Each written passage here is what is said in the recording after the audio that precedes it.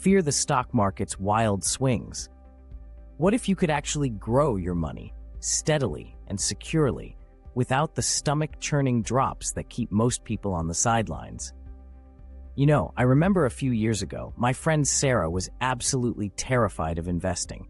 She'd seen what happened in 2008, and the thought of putting her hard-earned money into something that could seemingly evaporate overnight filled her with dread. She had a good chunk of savings, enough for a substantial down payment on a house, but it was just sitting in a regular savings account. Every time we'd talk about money, she'd sigh, "I know I should do something with it, but stocks just feel like gambling to me." She wasn't alone. So many people feel that way, paralyzed by fear of loss, leaving their money stagnant. And that's where her problem really started.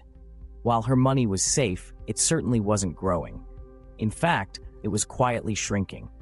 While her savings account might have been paying a tiny bit of interest, usually less than 1%, the cost of living was steadily climbing. Inflation, that silent thief, was eroding her purchasing power day by day. Think about it. $1 today buys you less than it did last year, and it will buy even less next year. Historically, the average inflation rate in the US has been around 3% per year. So, if your money is earning less than that, it's effectively losing value. Sarah was essentially losing a significant chunk of her future down payment every single year, not through market crashes, but through inaction. She wasn't just missing out on growth, she was actively losing ground. And here's what most people miss about this situation. This realization was a real eye-opener for Sarah. She knew she couldn't keep her money in cash forever, but the stock market still felt too risky for her down payment fund, which she needed within the next 5 to 7 years. That's when we started exploring other options, and that's how she discovered bonds. Now, if you're like Sarah was, or even like I was when I first started, the word bond might sound intimidating, maybe even a little boring. But trust me, once you understand them, they're actually incredibly simple and powerful tools for your financial toolkit. Think of a bond like this. You're lending money to someone, usually a government or a large company. In return for your loan, they promise to pay you back with interest over a set period of time, and then return your original loan amount, what we call the principal, on a specific maturity date. It's like being the bank for a super reliable borrower. Let's say you buy a $1,000 bond with a 5% coupon rate and a 5-year maturity. This means you lend $1,000, they pay you $50 in interest each year for 5 years, and at the end of 5 years, they give you your original $1,000 back. Simple, right? Sarah started researching different types of bonds. There are U.S. Treasury bonds, which are loans to the U.S. government, considered one of the safest investments in the world, as the government has never defaulted. Then there are corporate bonds, where you lend money to companies like Apple or Microsoft. These generally offer higher interest rates because they carry a bit more risk than government bonds. And there are municipal bonds, or muni bonds, which are loans to state or local governments to fund projects like schools or roads, and often come with tax advantages. She learned that bonds generally offer lower returns than stocks over the long term, but they also come with significantly less volatility. Historically, the S&P 500, which represents the stock market, has averaged returns of around 10 to 12% annually.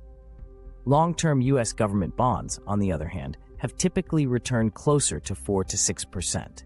This difference in return is often called the equity risk premium, the extra return you get for taking on the higher risk of stocks. For Sarah, with her specific goal and risk aversion, that lower volatility was exactly what she was looking for. She decided to invest a portion of her down payment savings into a diversified bond ETF, which holds a basket of many different bonds, giving her instant diversification without having to buy individual bonds. And what she learned next truly changed her entire approach to money. Through this journey, Sarah learned some incredibly valuable lessons that changed her perspective on investing forever. The first, and perhaps most important, was that investing isn't just about chasing the highest returns. It's about matching your investments to your financial goals and your comfort with risk. For her short to medium-term goal, like a house down payment, protecting her capital and getting a modest, stable return was far more important than trying to hit a home run. Bonds provided that stability, shielding her money from the wild swings of the stock market. The second lesson was the power of diversification. Before bonds, Sarah saw investing as an all-or-nothing game. But by adding bonds to her portfolio, she was able to create a balance. When the stock market has a rough patch, bonds often hold steady or even go up, acting like a ballast for your portfolio. This isn't just theoretical. Studies have shown that adding bonds to a stock-heavy portfolio can reduce overall portfolio volatility by 20 to 30% without drastically cutting into long-term returns. It creates a smoother ride, making it much easier to stay invested during tough times. For someone like Sarah, who was easily spooked, this was revolutionary. It meant she could invest with more confidence, knowing her money wasn't solely exposed to one type of risk. I actually learned this lesson myself many years ago. I used to be an all-in stock investor, convinced that bonds were for old people.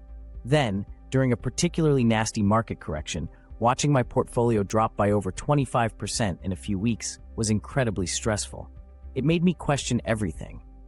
After that, I started incorporating bonds into my own long-term retirement portfolio, not to avoid risk entirely, but to create a more resilient portfolio.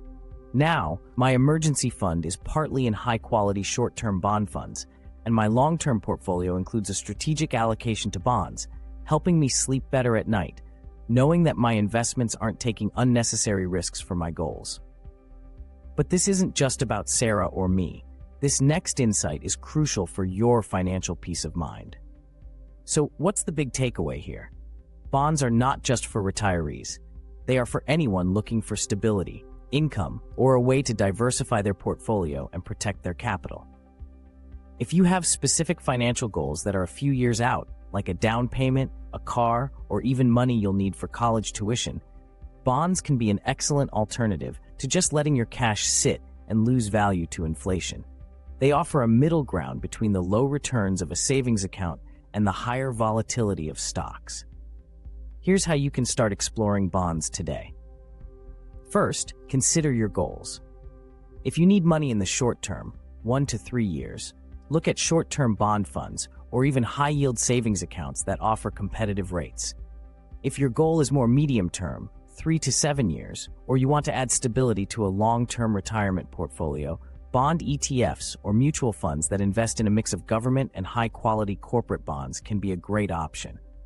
For beginners, Treasury bonds, especially I-bonds issued by the US government, are also fantastic because they offer inflation protection and are incredibly safe. You can buy these directly from treasurydirect.gov.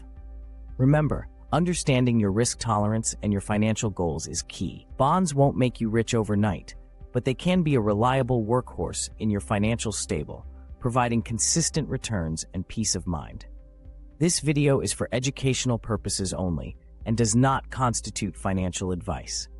Always consult a qualified financial advisor before making financial decisions. If this video helped you understand bonds a little better, give it a thumbs up and subscribe to the channel for more friendly finance tips. What are your thoughts on bonds? Do you use them in your portfolio? Let me know in the comments below. And hey, share this with a friend who might be sitting on too much cash. Let's help them put their money to work safely.